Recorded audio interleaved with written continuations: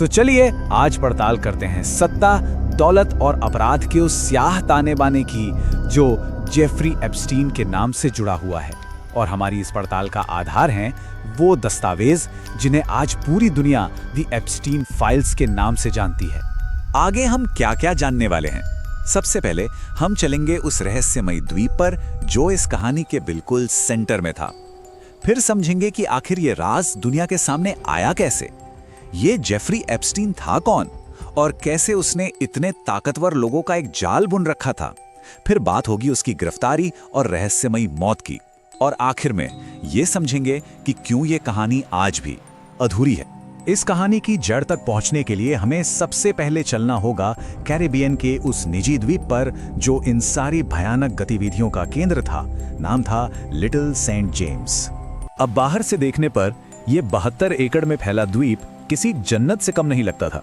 सोचिए, आलीशान विला, अपनी प्राइवेट बोट्स के लिए बंदरगाह और दुनिया के सबसे ताकतवर और मशहूर मेहमानों के लिए हर तरह की अय्याशी का पूरा इंतजाम था यहाँ। मगर इस सारी चकाचौंध के पर्दे के पीछे एक ऐसी खौफनाक सच्चाई दफन थी जो किसी के भी रोंगटे खड़े कर दे। वो सच्चाई थी कम उम्र की लड़कियों का एक सुनियोजित तरीके से शोषण। और इस घिनौने खेल को दुनिया की नजरों से छिपाकर अंजाम देने के लिए द्वीप पर गुप्त सुरंगों का एक पूरा जाल बिछाया गया था। कई सालों तक सत्ता और डर के साये में यह राज दबा रहा।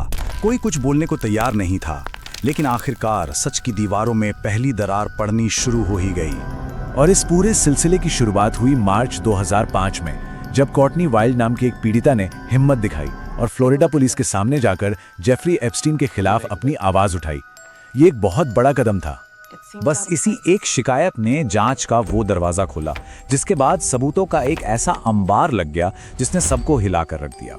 इसमें दुनिया के बड़े बड़े ताकतवर लोगों के नाम थे, आपत्तिजनक तस्वीरें थीं और उस बदनाम द्वीप पर आने जाने वालों के फ्लाइट लॉग्स थे। इन्हीं सारे दस्तावेजों को दुनिया ने नाम दिया दी एप्स्टीन फाइल्स।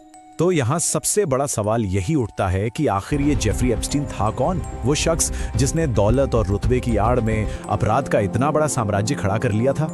देखिए, जेफरी एप्स्टीन का सफर किसी को भी हैरान कर सकता है। 1970 के दशक में वो एक स्कूल में गणित पढ़ाता था, एक मामूली टीचर, और देखते ही देखते वो वॉल स्ट्रीट का एक बड़ा फाइनेंसर बन गया। उसने लेस्ली वेक्सनर जैसे अरबपतियों का भरोसा जीता और इसी के दम पर वो बेहिसाब दौलत और आलीशान प्रॉपर्टीज का मालिक बन बैठा।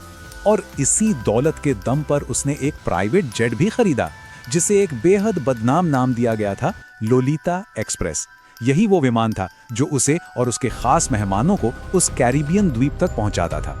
लेकिन जानते हैं, एप्स्टीन की असली ताकत सिर्फ उसका पैसा नहीं था। नहीं, उसकी असली ताकत थी दुनिया के सबसे ऊंचे हलकों में उसकी पहुंच और उसके वो कनेक्शंस, वो ताकतवर लोगों का जाल जो उसने अपने इर्द गिर्द बुन रखा था। और इस जाल में छोटे मोटे नहीं बल्कि दुनिया के बड़े बड़े नाम शामिल थे। पूर्व अमेरिकी राष्ट्रपति बिल क्लिंटन का नाम आया, जिन्होंने कई बार उसके विमान में सफर किया था। डोनाल्ड ट्रंप भी एक समय में उसके करीबी दोस्तों में गिने जाते थे। लेकिन जो नाम सबसे ज्यादा विवादों में घिरा वो था ब्रिटिश शाही परिवार के प्रिंस एंड्रू का। ये लोग सिर्फ दोस्त नहीं थे, ये एप्स्टीन के लिए एक तरह का सुरक्षा कवच थे। वर्जीनिया जाफरी नाम की एक पीड़िता ने जब प्रिंस एंड्रू पर सीधे सीधे आरोप लगाए और साथ में ये एक तस्वीर सामने आई तो दुनिया भर में जैसे भूचाल आ गया।